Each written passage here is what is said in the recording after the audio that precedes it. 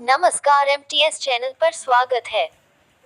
आज की कहानी घर औरत स्वाभिमान कहानी बहुत सामाजिक धार्मिक है और आपको बहुत पसंद आएगी। और इस चैनल पर पहली बार आए हैं तो चैनल को सब्सक्राइब, लाइक, कमेंट अवश्य करें। आइए सुनते हैं कहानी। घर औरत स्वाभिमान। माँ, देखो ना, जीतू ने फिर से गुलाब का फूल तोड़ लिया। आप उसे मना क्यों नहीं करती? अरे बेटी, वो भगवान को ही तो चढ़ाता है ना, फिर घर में भी कितनी सुगंध बनी रहती है। मगर माँ, जब चमेली और मोगरे में ढेर सारे फूल लगे हैं तो गुलाब के फूल क्यों तोड़ना? उसमें तो फूल बहुत कम आते हैं। वैसे भी मुझे तो सारे फूल पौधों पर ही लगे हुए अच्छे लगते हैं। कितने दिन तक खिले खिले रहते हैं माँ, मगर तोड़ते ही एक दिन में ही मुरझा जाते हैं और उन्हें कूड़े में फेंक दिया जाता है। ये तो उन्हें समय से पहले ही मृत्युदंड देना ही हुआ ना। भगवान तो अगरबत्ती से भी राजी हो जाते हैं।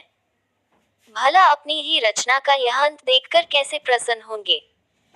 इतना मोह मत रखो बेटी, अब तुम कुछ ही दिनों में ससुराल चली जाओगी तो इनकी देखरेख कौन करेगा?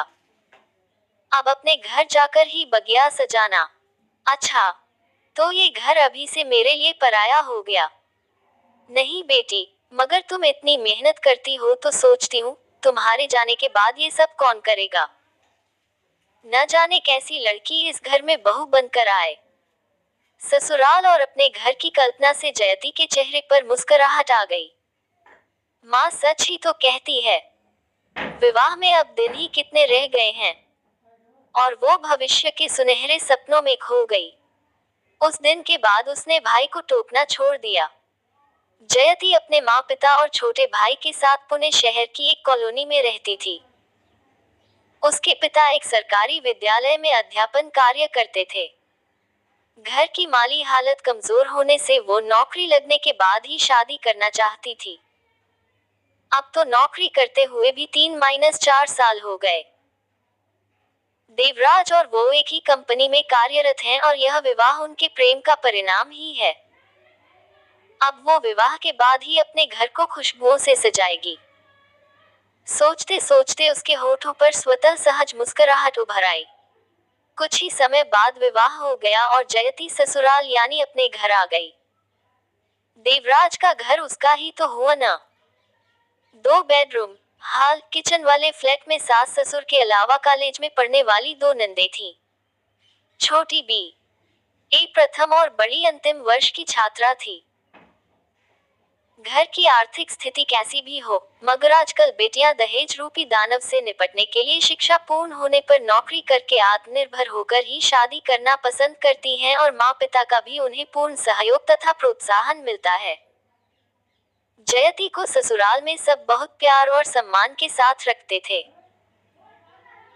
विजातीय होने के बावजूद सास ससुर ने बेटे की पसंद को महत्व देते हुए बिना किसी दान दहेज के विवाह की स्वीकृति इसलिए दी थी कि चलो लड़की सुंदर, शिक्षित और कमाऊ है और बेटे को पसंद है। सास लगभग 55 वर्ष की थी मगर स्वस्थ और चुस्त थी। उसे बेटी बेटी कहते न थकती और घर के सारे काम महरी की सहायता से स्वयं ही निपटाती। वो बस छोटे मोटे काम करके अपने कार्यालय चली जाती थी। ससुर जी ने हाल ही में नौकरी से ऐच्छिक सेवानिवृत्ति लेकर मिले हुए पैसों से ये 2 बेडरूम का फ्लैट खरीद लिया था। अब घर खर्च की सारी जिम्मेदारी देवराज पर थी।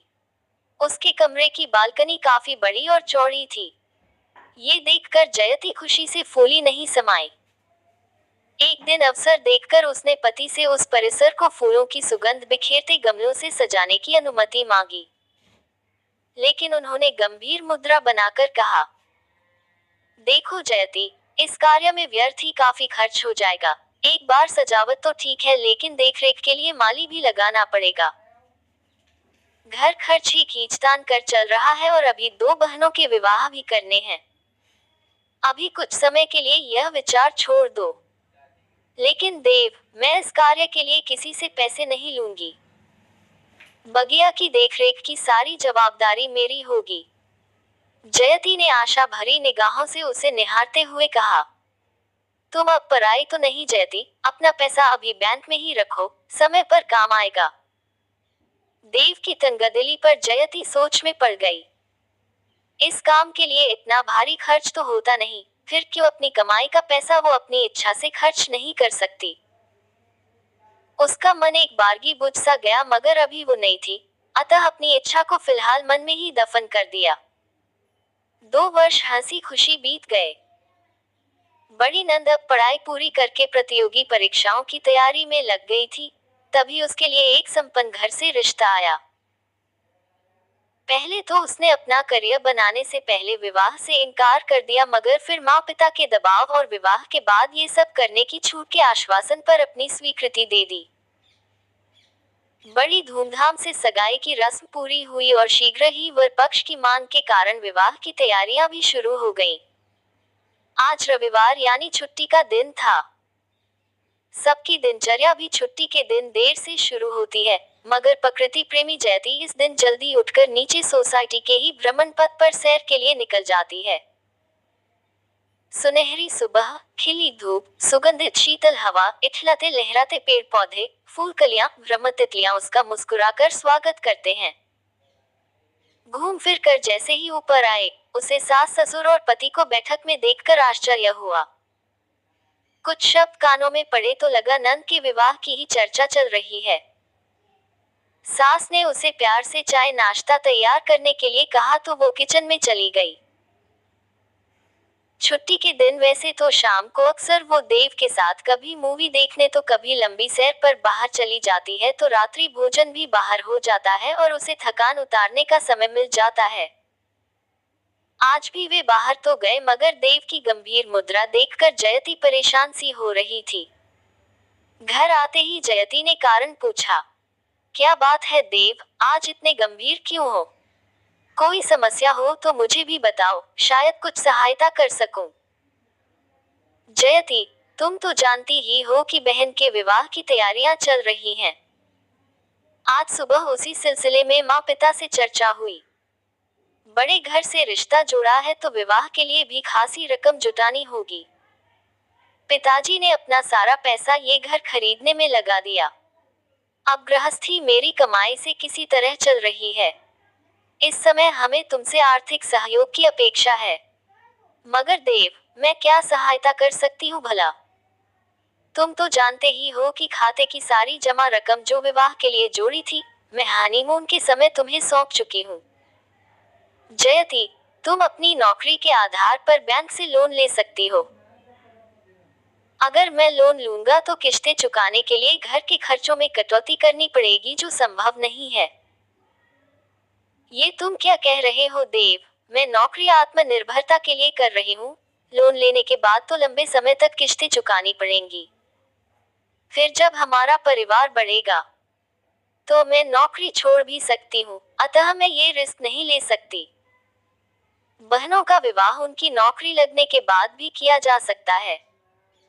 मगर जयति, तुम्हारा भविष्य मुझसे जुड़ा हुआ है ना?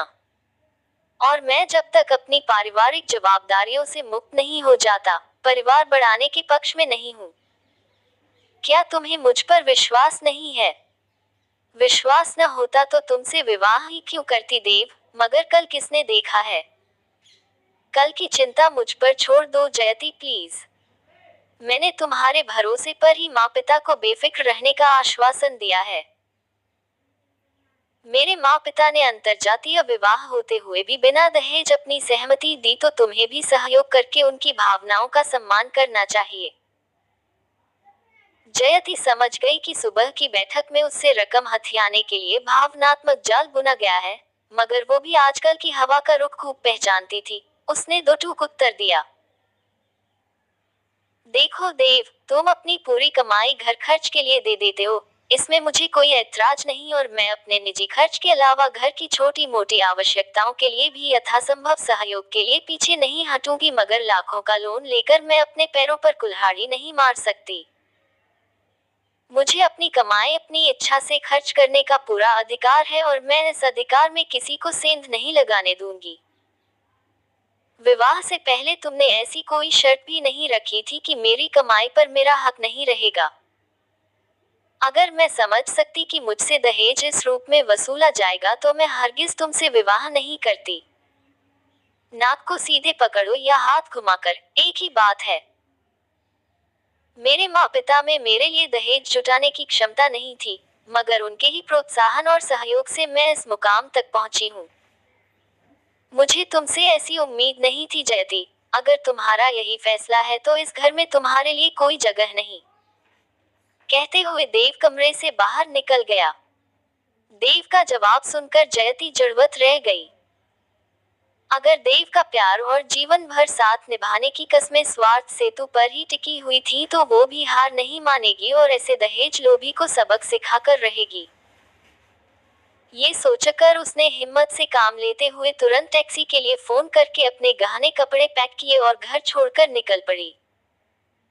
सास ससुर उसे जाते हुए देखते रहे मगर उसे रोकने का प्रयास किसी ने नहीं किया। शायद वे सारा मामला भाप गए थे।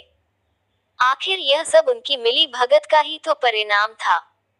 प्रिय मित्रों, इस चैनल को लाइक, कमेंट और सब्सक्राइब करना ना भूलें। जयती को सामान के साथ टैक्सी से अकेले उतरते देखकर माँ पिता एक दूसरे को सवालिया नजरों से देखने लगे। जयती ने अंदर आकर उनको प्रणाम किया और सब एक साथ बैठक में आ गए। माँ पिता के पूछने पर उसने भरे गले से सारी दास्तान कहकर सुनाई। उन्होंने उसे तुरंत सांत्वना देते हुए कहा, बेटी दुख न करो, हम तुम्हारे साथ हैं। ये घर तुम्हारा भी है। मगर जयती समझ गई थी कि बेटियों का कोई घर नहीं होता, चाहे इस बात को माँ पिता को मजबूरी में ही कहना पड़ता होगा कि यह घर उनके लिए पराया है, क्योंकि उन्हें पति के घर जाना होता है। और पति का घर, वो भी सारे त्याग तपस्या के बावजूद उनका नहीं हो सकता, जब चाहे उन्हें प्रताड़ित और अपमानित करके बाहर कर दिया जाता है। इन 2 वर्षों में भाई का विवाह हो चुका था। वो भाई के विवाह में सिर्फ 4 दिन के लिए देवराज के साथ आई थी और उसके बाद पहली बार ही मायके आई थी। भाभी सुंदर और नम्र व्यवहार वाली थी। जयती अपने पुराने दिनों को ढूंढती हुई घर के कोने कोने को अपनी व्यथा सुनाने लगी। आंगन में उसके पसीने से पाली पोसी हुई बगिया का नामो निशान तक नहीं था, जबकि पिछली बार सब कुछ यथावत था। जयती को दुख तो हुआ मगर उसने लापरवाही से सिर झटक दिया। जब ये घर उसका है ही नहीं तो कैसा संताप। उसका कमरा अब भाई भाभी का था। उसे विवाह से पहले हाल में भाई के लिए नियत स्थान रहने सोने के लिए दे दिया गया। उसने नियति को स्वीकार करते हुए मन ही मन सबसे पहले किसी सोसाइटी में अपना घर खरीदने का संकल्प किया। अपना घर, जहां सुनहरी सुबह और सुरमई शाम का एक टुकड़ा सिर्फ उसका होगा। बालकनी में बैठकर वो सुगंध बिखेरते हुए फूल, उगता डूबता सूरज, चमकते सितारे, चांद की चांदनी और रात की रागिनी महसूस कर सकेगी। अगले ही दिन जयती ने अपने कार्यालय में फोन करके अपरिहार्य कार्य होने की बात बताकर कुछ दिन की छुट्टी के साथ ही उसी कंपनी की शहर की किसी अन्य शाखा में स्थानांतरण के लिए आवेदन भेज दिया। ये सब इतना आसान नहीं था मगर काफी जद्दोजहद और औपचारिकताओं के बाद उसे अपने मौजूदा कार्यालय से कुछ दूर उसी पद पर स्थानांतरित कर दिया गया। ये स्थान उसके माँ पिता के घर से काफी दूर होने के कारण उसने उसी इलाके की एक सोसाइटी में किराए का फ्लैट लेकर रहना शुरू कर दिया। कार्यालय जाना शुरू करते ही वो आसपास ही एक निर्माणाधीन सोसाइटी में अपना फ्लैट बुक करने के लिए बैंक से लोन लेने की कवायद में जुट गई और अच्छी नौकरी के आधार पर उसका लोन शीघ्र ही स्वीकृत भी हो गया और उसने एक बेडरूम हॉल किचन वाला फ्लैट बुक करने के बाद ही चैन की सांस ली। लगभग 2 वर्षों में फ्लैट पूरा हो गया और कुछ समय साज सज्जा में गुजर गया। अकेली यह सब करते करते जयती शारीरिक और मानसिक रूप से थक चुकी थी मगर संतुष्ट थी कि उसका अपने घर का एक संकल्प पूरा हो चुका है। गृह प्रवेश की तिथि निर्धारित करके इस शुभ अवसर पर उसने अपने परिजनों और नए कार्यालय के कुछ सहकर्मियों और अधिकारियों के अलावा स्थानीय फेसबुक मित्रों को आमंत्रित करने का मन बनाया। अपना फेसबुक खाता वो विवाह के बाद ही निष्क्रिय कर चुकी थी, अतः उसे फिर से सक्रिय करके उसने अपने विशेष मित्रों की सूची बनानी शुरू की। इस प्रक्रिया में उसे अपने कॉलेज में साथ पढ़ने वाली प्रिय सखी विभारानी, जो उससे 6 महीने पहले ही विवाह करके पति के साथ अमेरिका चली गई थी, ऑनलाइन दिखाई दी। जयति ने तुरंत उसे मैसेज भेजा तो तत्काल उत्तर भी आ गया। हाय, हेलो के साथ ही चैट पर बातें शुरू हो गईं। रानी, काफी लंबे अरसे से हमारी बातचीत नहीं हुई, बताओ सखी, कैसी गुजर रही है अमेरिका में? पतिदेव कैसे हैं और बाल बच्चे? जयति ने एक साथ प्रश्न दागते हुए पूछा। जयति, मेरा विनय से तलाक हो चुका है और मैं 15 दिन पहले ही भारत वापस आ गई हूँ। मुझे वहाँ की सभ्यता और संस्कृति बिल्कुल रास नहीं आई। विनय का नित्य नई औरतों के साथ खुलेआम घूमना फिरना मुझे चैन से जीने नहीं दे रहा था। अभी तक कोई बच्चा भी नहीं हुआ था, अतः काफी मानसिक यंत्रणा झेलने के बाद ये निर्णय लेना पड़ा। मैं इस समय पुणे में ही माँ पिता के साथ हूँ। ओह, सुनकर बहुत दुख हुआ जयति, अब क्या करने का इरादा है? कुछ दिन पहले पुणे के ही एक फेसबुक मित्र ने मेरी व्यथा कथा सुनकर मेरे साथ विवाह की इच्छा प्रकट की और साथ ही अपनी कंपनी के एक रिक्त पद पर नियुक्ति करवाने का वादा भी किया। उसकी पत्नी अमीर घराने से थी। कुछ समय पहले राजा की सीमित आय के कारण उसे छोड़कर चली गई थी। मैंने उससे अपने और उसके परिजनों के सामने ही मिलकर बातचीत की और सबकी साझा सहमति से हमारी सगाई हो गई। 15 दिन बाद हमारी शादी भी होने वाली है। तुम तो ऐसी गुम हुई कि फिर ढूंढे नहीं मिली। फोन से भी संपर्क नहीं हो पाया। वो क्या है रानी की विवाह के बाद कुछ समय निजी जिंदगी जीने की इच्छा से मैंने अपना मोबाइल नंबर बदलने के अलावा फेसबुक खाता भी निष्क्रिय कर दिया था। पर अब फिर वापस आ गई हूँ अपने मित्रों के बीच। तो क्या अब निजी जिंदगी से ऊब गई हो? विभा रानी ने परिहास के स्वर में पूछा। मेरी कहानी बहुत लंबी है रानी, सामने मिलने पर सब विस्तार से बताऊंगी। मैंने नया फ्लैट खरीदा है और अगले सप्ताह ही गृह प्रवेश के अवसर पर कुछ पुराने विशेष स्थानीय मित्रों को आमंत्रित करने के लिए ही मैं फेसबुक पर सक्रिय हुई हूँ। अब तुम पुणे में ही हो तो तुम्हें इस अवसर पर आवश्यक रूप से आना है, साथ ही अपने राजा को भी ले आना तो उनसे भी परिचय हो जाएगा। जयति ने गंभीर स्वर में अपनी बात कही। अवश्य सखी, मुझे तुम्हें फिर से पाकर इतनी प्रसन्नता हो रही है कि शब्दों में बयान नहीं कर सकती और तुम्हारी कहानी सुनने के लिए भी उत्सुक हूँ। जयति ने उसे अपने फ्लैट का पता और नया मोबाइल नंबर नोट करवाया और आने का वादा लेकर विदा ली। नियत दिनवार पर विभा रानी जयति के बताए पते पर पहुंच गई। फ्लैट का मुख्य द्वार वंदनवार से सजा हुआ था। उस पर सुंदर सा नाम लगा हुआ था, मगर उसकी इबारत पढ़ते ही विभा रानी की आंखों में अनेक प्रश्न तैरने लगे। नाम पर ऊपर पतले शब्दों में लिखा था, ये घर मेरा है, और नीचे मोटे अक्षरों में लिखा था, संकल्पिता। सोच में डूबी विभा रानी ने घंटी का बटन दबा दिया। तुरंत द्वार खोलकर जयति उसके गले से लिपट गई और प्यार से हाथ थामकर अंदर आमंत्रित मेहमानों के साथ बिठाया। उसने विभा रानी से अकेली आने का कारण पूछा तो उसने कहा राजा को कुछ निजी काम है, कार्यक्रम के बाद में उसे फोन करूंगी तो वो मुझे लेने आ जाएगा। हाल में ही हवन कुंड सजा हुआ था और पंडित जी भी आ चुके थे, लेकिन पूजा के समय जब जयति अकेली बैठी तो विभा रानी को आशंकाओं ने घेर लिया। वो सबके सामने कुछ पूछ भी नहीं सकती थी, अतः अभी चुप रहना ही ठीक समझा। हवन पूजन के बाद मेहमानों के लिए भोजन की व्यवस्था थी। धीरे धीरे सभी मेहमान फिर कुछ देर में परिजन भी उसे उपहारों के साथ 100 हिदायतें और शुभकामनाएं देते हुए विदा हुए। अब घर में केवल दोनों सखियां ही थीं। एकांत पाते ही विभा रानी जयति से मुखातिब हुई। जयति, तुम अकेली क्यों और घर के नाम पट पर ये घर मेरा है, संकल्पिता? जयति ने विभा रानी की जिज्ञासा को शांत करने के लिए अपनी सारी बीती हुई दास्तान विस्तार से कह सुनाई। सुनकर विभा रानी के तो रोंगटे ही खड़े हो गए। फिर कुछ संयत होकर पूछा, मगर जयति, अब ये पहाड़ सी जिंदगी क्या अकेले काट सकोगी? अकेले क्यों रानी, क्या ये धरती मानव रहित हो गई है? मैं एक दानव के पीछे अपनी जिंदगी के सुखों का उत्सव नहीं करने वाली।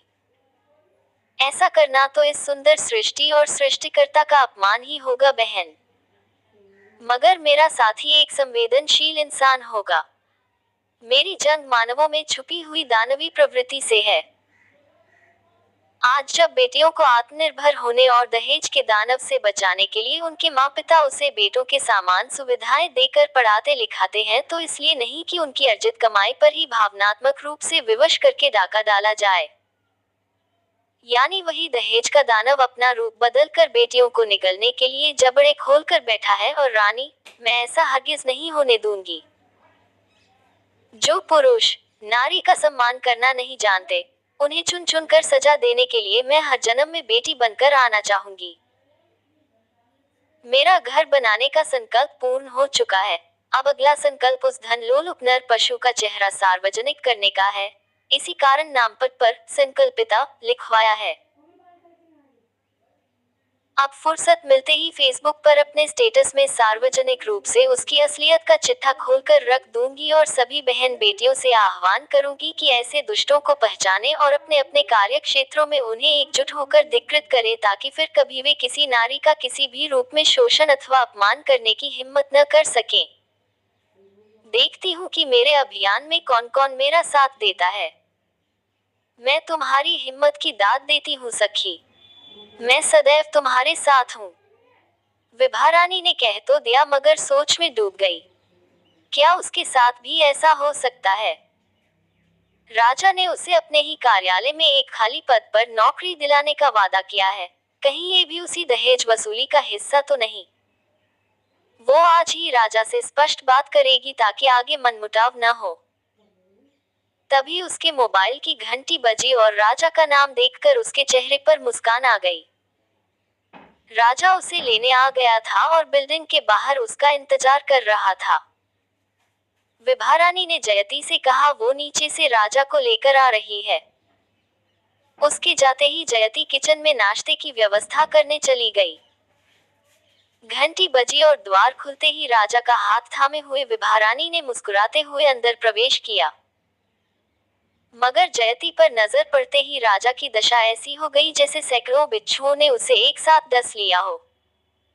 उसके पसीने छूटने लगे और वो विभा रानी से अपना हाथ छुड़ाने का प्रयास करने लगा। विभा रानी दोनों के चेहरों के बदलते हाव भाव देखकर हक्की बक्की मामला समझने का प्रयास करने लगी। उसे लगा कि वे दोनों शायद पूर्व परिचित हैं। फिर भी पूरी स्थिति को समझने के लिए राजा का हाथ लगभग खींचती हुई उसके साथ चलकर सोफे पर बैठ गई। अब तक जयती कुछ संभल चुकी थी। वो भी सामने ही बैठ गई। विभा रानी ने जयती का परिचय करवाते हुए कहा, राजा, ये है मेरी प्रिय सखी जयती उर्फ संकल्पिता। और जयती। रुको रानी, मैं इनका परिचय करवाती हूँ। ये है मिस्टर देवराज उर्फ देव, मेरे पूर्व पति और तुम्हारे मंगेतर उर्फ रानी के राजा।